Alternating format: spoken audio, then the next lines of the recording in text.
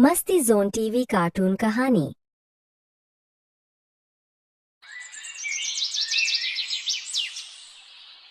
ये कहानी एक ऐसे आदमी की है जो किसी समय में एक बहुत बड़ा सेठ हुआ करता था, जिसका नाम था सेठ राम प्रसाद। वो अनाज का व्यापार करता था। सेठ राम प्रसाद अमीर होने के साथ साथ दयालु भी था। उसने बहुत से लोगों की मदद की, लेकिन उन्हीं लोगों ने उसके व्यापार को ठप कर दिया और उसे लाखों रुपयों का कर्ज हो गया। राम प्रसाद के घर में उसकी पत्नी, एक जवान बेटा आशीष और एक बेटी थी संजू। राम प्रसाद का व्यापार खत्म हो जाने के बाद उसने सोचा कि उसकी शहर में एक दुकान है। उसे आशा थी कि उसका बेटा आशीष उस दुकान को संभाल लेगा। बेटा, हमारा काम तो अब खत्म हो चुका है, लेकिन हमारे पास दुकान तो है। मैं चाहता हूँ कि तुम अब अपनी दुकान संभालो, और कुछ नहीं तो कम से कम घर का खर्चा तो चल सकेगा। बेटा, तुम्हारे पिताजी सही कहते हैं। कितने सालों से हमारी शहर की दुकान खाली पड़ी है। अब तुम्हें इस घर के बारे में सोचना होगा। अगर तुमने काम अच्छे से संभाल लिया तो हम लोगों का कर्ज भी उतार पाएंगे। माँ, आप और पिताजी जैसा कहेंगे मैं वही करूँगा। आशीष हर रोज घर से दुकान के लिए जाता, लेकिन सारा दिन अपने आवारा दोस्तों के साथ मस्ती करता फिरता। इधर राम प्रसाद भी घर चलाने के लिए शहर में कुछ न कुछ काम करने के लिए जाने लगा। इसी तरह कुछ महीने बीत गए। एक शाम राम प्रसाद थका हुआ घर आया। उसकी इच्छा हो रही थी जल्दी से बिस्तर मिले। वक्त की तीखी तेवरों ने उसे बहुत थका दिया था।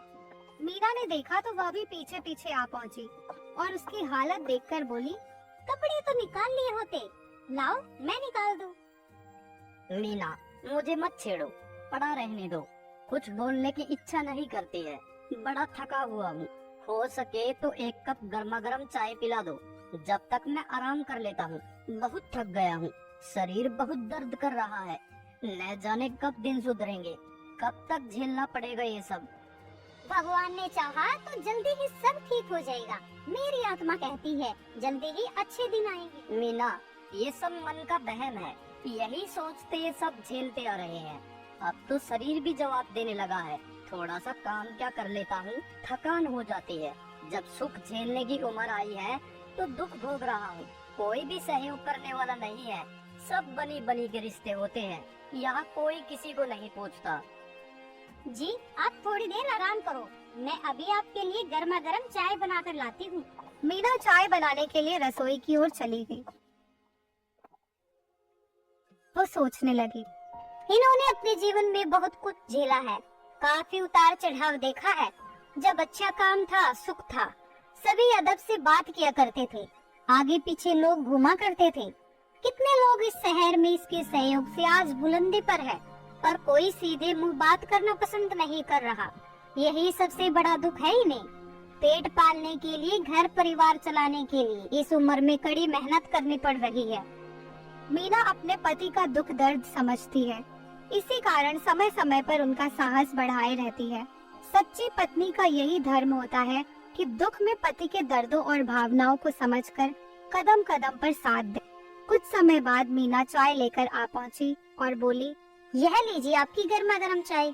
और मैं तो कहती हूँ कि आप चिंता मत किया करो, जीवन में सुख दुख तो चलता रहता है। इनसे घबराने वाला जीवन के संघर्ष में हार जाता है। ईश्वर की कृपा रही तो पहले की तरह सब कुछ ठीक हो जाएगा।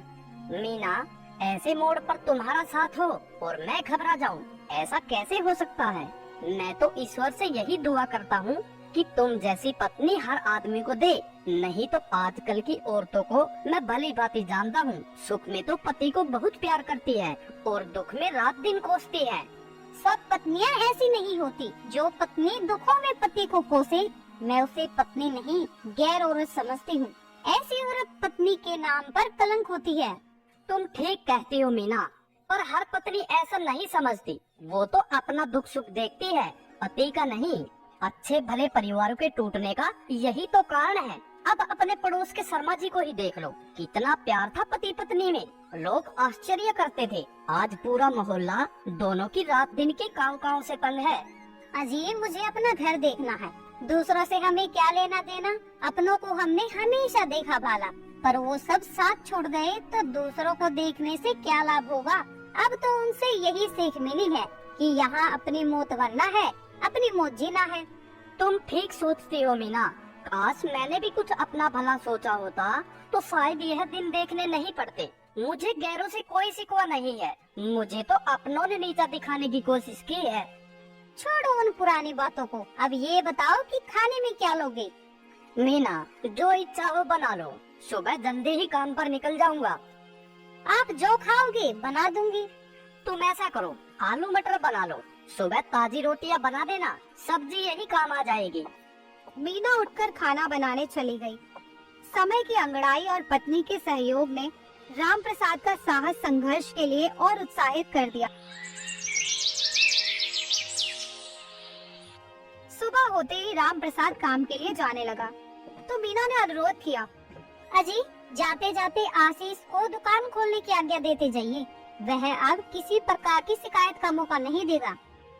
मीना तुम्हें मालूम है आशीष की वजह से इस गरीबी में कितनी बड़ी रकम की चपेट में आ गया हूँ। सब मुझे ही निभानी पड़ रही है, मैं अब और नहीं झेल सकूंगा और तुम भी उसकी तरफदारी कर रही हो। इससे बेहतर है कि दुकान बंद रहे, सिरदर्दी तो नहीं रहेगी किसी बात की। उसे यारी दोस्ती निभा लेने दो, जब ठोकर खाएगा तो दिमाग सही हो जाएगा। आदमी धीरे धीरे सब सीख जाता है। आशीष अभी बच्चा है, उसे अपनी गलती का एहसास है, वह अब शिकायत का मौका नहीं देगा। ये तुम्हारा विश्वास है मीना, उसका नहीं। उसकी सिफारिश मत करो, इस बात को मैं नहीं मान सकता। हाँ, तुम मेरी बात क्यों मानोगे? मैं तुम्हारी कौन लगती हूँ? इतनी खुशामद अगर मैं पत्थर के साथ करती तो उसके दिल में भी दया का सागर उमड़ पड़ता। ये कैसी बातें कर रही हो तुम मीना? छोड़ो, चापलूसी मत करो। मेरी बात कभी मानी है जो आज मेरी बात मानोगे? मैं समझती थी पहले की तरह ही जिद्दी रहोगे। तुम्हारी जिद की आगे मैं क्या, भगवान भी हारा है। तुम समझने की कोशिश क्यों नहीं करती हो? मेरी बात पर गौर करो, मैं जो कहता हूँ ठीक है। मैं तो बुद्धू हूँ, मैं कुछ भी नहीं समझती। वह अंदर गया और दुकान की चाबियां लाकर मीना के हाथों पर रख दी। ये लो, तुम जैसा ठीक समझो वैसा करो। अब खुश हो ना? अच्छा, अब मैं काम पर चलता हूँ। राम प्रसाद के चले जाने के बाद मीना ने उनकी बातों पर गौर किया। वह सोचने लगी, आशीष के पिताजी सही कहते हैं। अगर आशीष ने जिम्मेदारी से काम संभाला होता तो लाभ नहीं तो घाटा भी नहीं होता। दुकान बंद करने की नौबत नहीं आती। मैं ही इतना किसी का कर्ज होता, उन्हें इतना अपमान नहीं झेलना पड़ता। आशीष के बच्चे की वजह से आज सब झेलना पड़ता है। वो ये सब सोच ही रही, इतने में मोतीलाल सेठ और नन्हे सेठ आ टपके और बोले, अरे राम प्रसाद, राम प्रसाद, कहाँ हो भाई? बाहर आओ। जी वो घर पर नहीं है, किसी काम से बाहर गए हुए हैं। देखो, राम प्रसाद से बोल देना, एक हफ्ते के अंदर मेरी रकम नहीं दी तो अच्छा नहीं होगा। लेने के लिए तो बड़ी बड़ी बातें बना रहा था और देने के लिए छिपता फिरता है। मेरी रकम की एक एक पाई चुकता नहीं की तो मैं पैसा वसूल करना जानता हूँ। लेते समय अपने पराई की बड़ी बड़ी दुहाई दे रहा था, देने के वक्त बहाना बनाता है। 1 साल से अधिक हो गया है, वह मेरी आदत अच्छे से जानता है। उसे समझा देना, अब और दिन टाल मटोल नहीं चलेगा। अगर मुझे जरा भी मालूम होता कि राम प्रसाद की नियत में खोट होगा तो मैं एक कौड़ी भी उधार नहीं देता। मीना से पति का अपमान बर्दाश्त न हो पा रहा था। वो क्रोध के घूंट पिए जा रही थी। उसने फर्श पर अंगूठे को रगड़ रगड़ कर लाल कर लिया था, खून रिसने लगा था। नन्हे सेठ बोले ही जा रहा था। आखिर उसका मौन टूट पड़ा। सेठ जी, आप इतनी सी रकम के लिए मुझे बहुत कुछ कह चुके हो। जो नहीं कहना चाहिए था वह भी आपने कह दिया।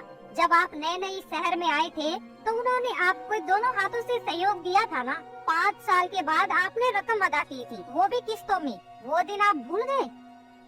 अरे मैं औरत के मुंह नहीं लगता, राम प्रसाद आए तो बता देना। मोतीलाल और नन्हे सेठ तेवर दिखाकर चले गए। आवाज सुनकर आशीष भी आ गया और बोला, कौन है नालायक जिसे मेरी माँ से बात करने की भी तमीज नहीं है? तू चल अंदर। तू सही होता तो ये दिन देखने को नहीं मिलता।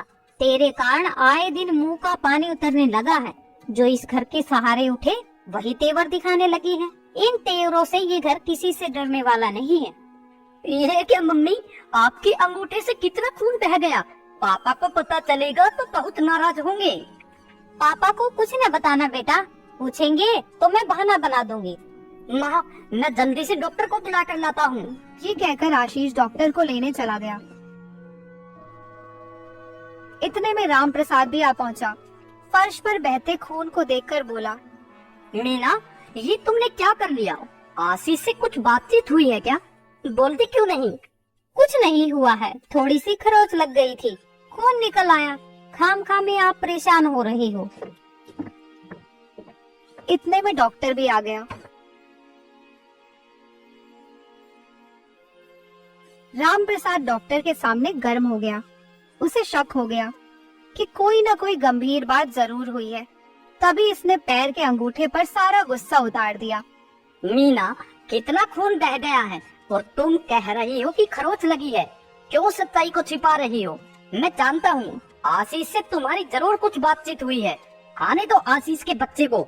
मैं समझता हूँ कि बराबर के लड़के पर क्यों हाथ उठाऊं, लेकिन उसकी शरारत बढ़ते ही जा रही है। ढील देने का मतलब ये नहीं है कि औलाद माँ बाप के सिर नंगा नाच करे। मीना पति के तीखे तेवरों को भांप गई थी। अगर मैं कुछ नहीं बोलती हूँ तो ये आशीष पर बरस पड़ेंगे, हो सकता है उस पर हाथ भी उठा दे। कुछ समय बाद डॉक्टर ने मीना के पैर पर पट्टी कर दी और बोले, मीना देवी, आशीष दवाइयाँ लेकर आ जाए तो मेरी दुकान पर भेज देना, उसे समझा दूंगा। उसी तरह से दवाइयाँ लेते रहना। राम प्रसाद जी सरल भाव में बोले, डॉक्टर साहब, क्या हुआ है मीना को? देखिए राम प्रसाद जी, घबराने की कोई बात नहीं है। हफ्ते 2 हफ्ते में घाव ठीक हो जाएगा। डॉक्टर साहब, एक तरफ आप कहते हैं घबराने की कोई बात नहीं है, दूसरी ओर आप समझा रहे हैं कि घाव हफ्ते 2 हफ्ते में भर जाएगा। मैं कुछ समझा नहीं। देखिए राम प्रसाद जी, इसमें समझने वाली बात ये है कि खाल के साथ मांस भी पूरी तरह से छिलकर गायब हो चुका है, केवल अंगूठे की हड्डी शेष है। इनका आप बातें की चीजों से परहेज रखें तो अच्छा रहेगा। इतना बोलकर डॉक्टर वहाँ से चले गए। उनके जाने के बाद राम प्रसाद ने वही बातें फिर से दोहरा दी। मैं सच कहती हूँ, आशीष से कोई ऐसी बात नहीं हुई। तुम्हें मेरी कसम, आशीष को कुछ मत कहना, उसका कोई दोष नहीं है। फिर क्या बात है मीना, तुम क्यों छिपा रही हो? सच सच बताती क्यों नहीं? राम प्रसाद की छोटी लड़की संजू अंदर से आकर बोली, मैं बताती हूँ पापा। हाँ, तुम बताओ बेटा, ये तो कुछ बताएगी नहीं। मैं तेरी माँ की आदत अच्छी तरह से जानता हूँ। तू चल अंदर, अब बहुत बोलने लगी है। तू बता बेटी, डरती क्यों है? मैं जो हूँ। संजू, थोड़ा भी मुंह खोला तो तुझे बहुत मारूंगी। तू बिल्कुल मत घबरा संजू, तू यहाँ से नहीं जाएगी। अब सच सच बता कि बात क्या है। पापा, सेठ मोतीलाल और नन्हे सेठ आए थे, बहुत भला बुरा कह गए। मम्मी ने भी उन्हें खूब खरी खोटी सुनाई। मम्मी के बोल से उनके सारे तीखे तेवर ढीले हो गए। गई नहीं संजू की बच्ची तू यहाँ से। मुझे लगता है सेठ मोतीलाल और नन्हे सेठ के ज्यादा दिमाग खराब हो गए हैं। मीना ने राम प्रसाद को बहुत समझाया, तब जाकर वो माना। उसे भी इस बात की समझ है कि नाजुक समय में आदमी का झुककर चलना ही अच्छा होता है। यही समझकर वह शांत रहा। कुछ दिन ऐसे ही बीत गए। एक दिन राम प्रसाद काम करके घर आया तो वह बहुत खुश था। मीना ने उनको इतना खुश पहले कभी नहीं देखा था। राम प्रसाद ने 5,000 रुपए मीना के हाथों में रख दिए। कहाँ से लाई ये? अरे भाई, तनख्वाह की है, मुझे पेश की मिली है, कहीं से चुरा कर नहीं लाया है। कहीं काम मिल गया है क्या? सेठ रामदास के यहाँ मुनीम का काम मिला है। 5,000 रुपए महीना पेश की लाया हूँ। सेठ रामदास मुझे बाजार में मिले थे। उन्होंने बताया हमें आप जैसा गुणवान आदमी तालमेल के लिए चाहिए। मैंने बातचीत की और अपनी शर्त रख दी और वह भी राजी हो गई। मुझे ऐसा लगता है मीना कि अब वक्त के तेवरों ने अपना रंग बदल लिया है। मेरी आत्मा कहती है अब जल्दी ही वक्त के तीखे तेवर बदल जाएंगे। सो भगवान ने मेरी सुन ली। मैं सुबह मंदिर जाकर भगवान को प्रसाद चढ़ाऊंगी।